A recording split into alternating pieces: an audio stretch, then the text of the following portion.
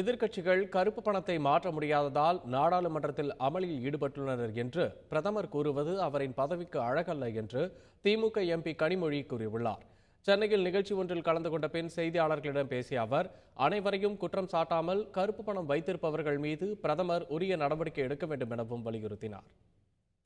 மோடி அவர்கள் கடுமையாக எதிர்கட்சிகளை இந்த கருப்பு பணங்களை மாற்ற முடியறதுக்கான அவகாசம் கொடுக்கல. அதனால தான் எதிர்கட்சிகள் அமளிகள் ஈடுபடுறாங்க. இது நேரடியான குற்றச்சாட்டாக இருக்குது. கருப்பு பணத்தை எதிர்கட்சிகள் மாற்ற முடியும், கருப்பு பணத்தை மாற்ற முடியும். இப்படி பேசுவது ஒரு நிச்சயமாக பிரதமருக்கு ஒரு சரியான செயல் இல்லை, ஒரு அழகு இல்லை. இப்படி பேசக்கூடாது. இது பொதுவாக எல்லாரையும் குற்றம் சாட்டுவது என்பது மிக தவறான ஒன்று.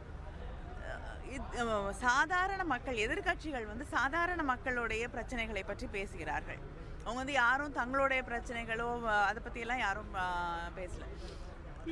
சாதாரண மக்கள் எப்படி அவதிப்படுகிறார்கள். கிராமப்புறங்களில் இருக்கக்கூடிய பெண்கள் காசு சேர்த்து வச்சுருப்பாங்க. இப்போ பெண்ணுடைய கல்யாணத்துக்கோ பிள்ளையோட படிப்புக்கோ காசு சேர்த்து வச்சுருப்பாங்க. இப்போ எப்படி கொண்டு போய் அதை மாற்றுறது, என்ன பண்ணுறதுன்னு கூட தெரியாமல் ஒரு நிலை